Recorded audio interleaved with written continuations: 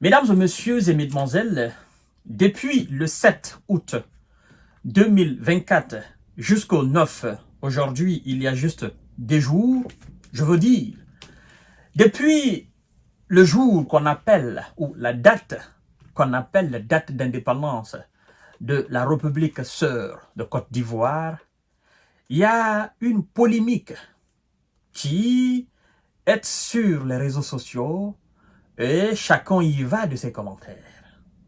Mesdames et messieurs, avant tout, recevez mes salutations les plus sincères et amicales.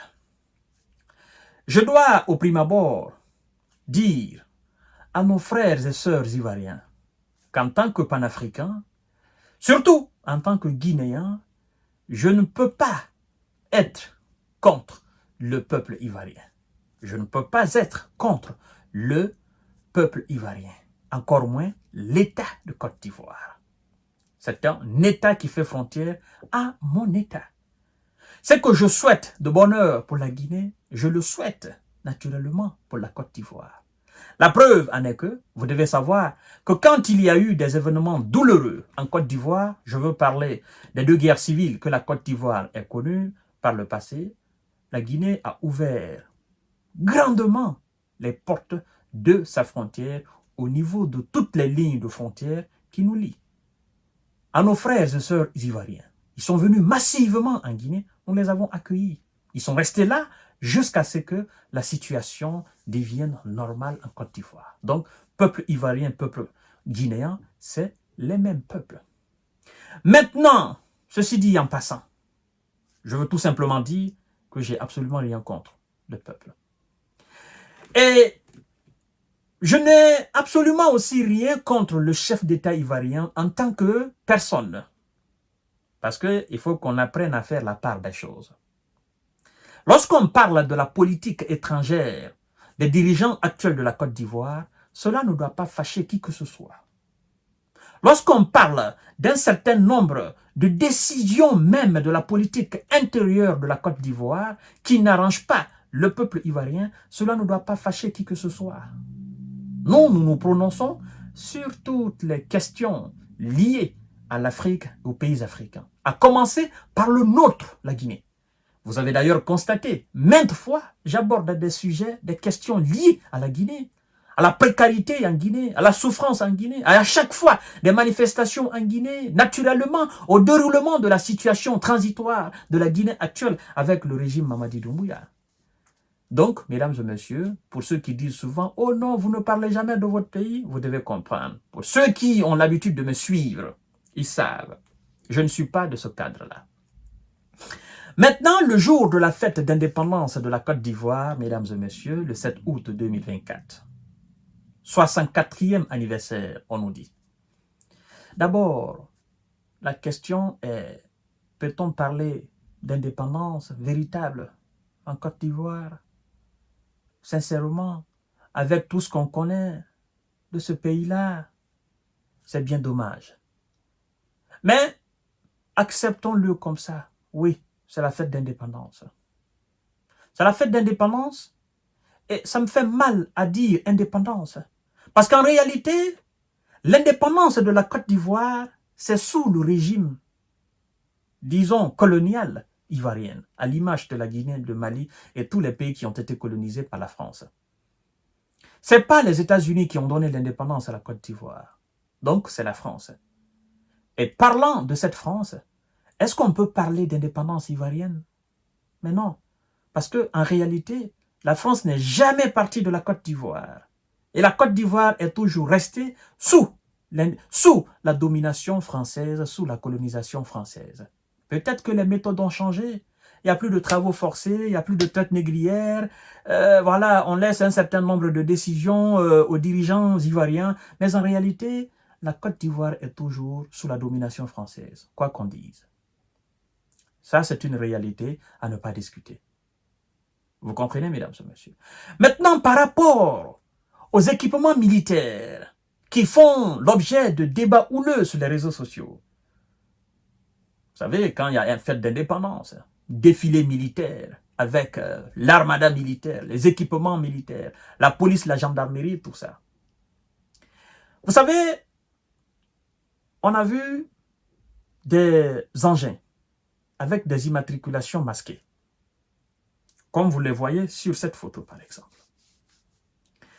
Je voudrais dire à ceux qui ne comprennent pas, parce que moi j'ai fait des recherches, moi je ne m'aventure pas sur un sujet que je ne maîtrise pas, je n'aime pas, parce qu'après je ne saurais plus quoi dire dans mes explications. Je dois quand même dire à tous ceux qui me suivent qu'en ce qui concerne l'État, la fête de souveraineté d'un État, l'État expose fièrement ce qu'elle possède dans le domaine de la défense. Si l'État expose des engins qui assurent la défense interne et externe de l'État, l'État l'expose fièrement, montre au peuple et montre au monde entier ce que nous avons. Donc, à cet effet, l'État n'a pas besoin de masquer quoi que ce soit au niveau de ces engins qui sont censés être exposés aux yeux du monde entier, à l'image de la Russie. La Russie n'a pas besoin de masquer l'immatriculation de ses missiles. Non, ça n'existe pas. Je vois des gens dire, oh non, on le fait par sécurité. Mais quelle sécurité? La Côte d'Ivoire en tant qu'État a peur de qui? Un individu, un particulier peut masquer disons, dans une manifestation ou dans une vidéo, un particulier peut masquer sa plaque d'immatriculation. D'accord? Pour ne pas que les bandits l'identifient, pour ne pas que les bandits l'attaquent. Mais l'État, un État, ne doit pas avoir peur de qui que ce soit, premièrement. Deuxièmement, ce qui appartient à l'État, ce qui appartient à l'armée d'un État, la police, la gendarmerie, pourquoi avoir peur de cela? Non. Il n'y a pas à avoir peur de quoi que ce soit en montrant l'immatriculation. On ne doit pas les cacher. Ça, c'est un faux débat.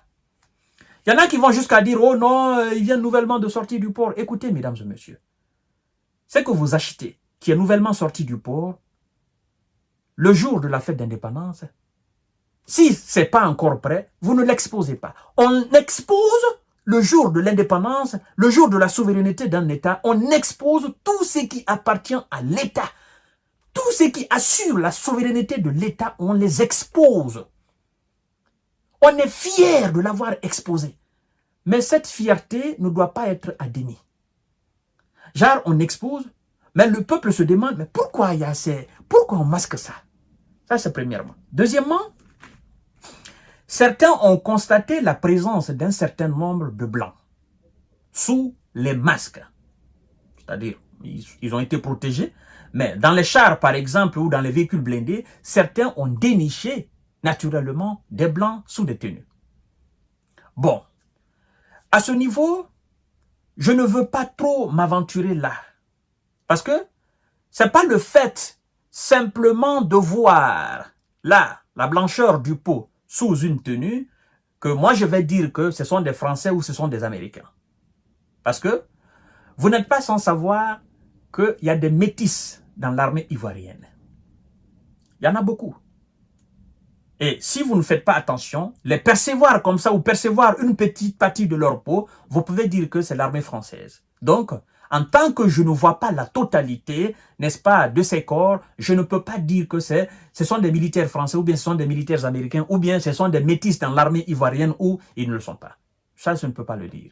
Mais moi, tout ce que je peux dire quand même, tout ce qui est, n'est-ce pas, exposition le jour de l'indépendance d'un État, l'État est censé l'exposer fièrement devant le monde entier et ne rien cacher absolument. À partir du moment où vous avez décidé de faire le défilé militaire, tout ce qui doit être vu par le peuple et par le monde entier doit être naturellement exposé de fond en comble sans réserve.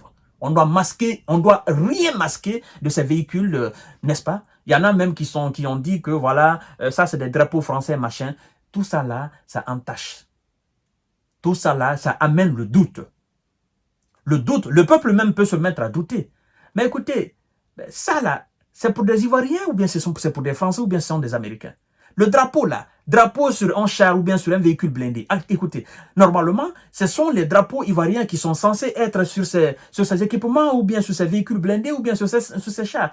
C'est-à-dire, le doute ne doit pas subsister dans la tête du peuple le jour de l'indépendance de la fête, au niveau des défilés. Parce que c'est quelque chose qui est minutieusement préparé à l'avance. Ce n'est pas quelque chose qui doit être préparé à la hâte. On a toute une année pour préparer cela. Et si toute une année de préparation, après on vient dénicher des choses qui ne concordent pas avec la réalité, certainement il y a un manque d'organisation quelque part. Ou la thèse alors de ceux qui disent que des véhicules blindés ou des chars ont été empruntés parce qu'on a constaté la présence des drapeaux français sur ces engins, ça c'est autre chose. Je dirais alors, ça c'est une honte. On peut bien sûr acheter des chars français. On peut bien sûr acheter des blindés français. On peut bien sûr acheter des avions français. Mais une fois sur le sol ivoirien, naturellement, ça prend la couleur, les tricolores ivoiriens. On enlève quasiment ce qui est de français.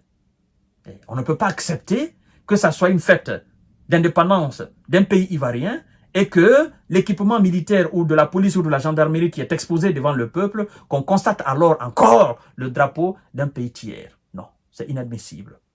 Voilà alors, mesdames et messieurs, comment je voulais dire par rapport à ce qui est sur la toile, qui constitue un sujet de polémique. Je pense que vous avez compris ma position et à tout à l'heure pour notre série d'informations et de décortiquage. Merci beaucoup.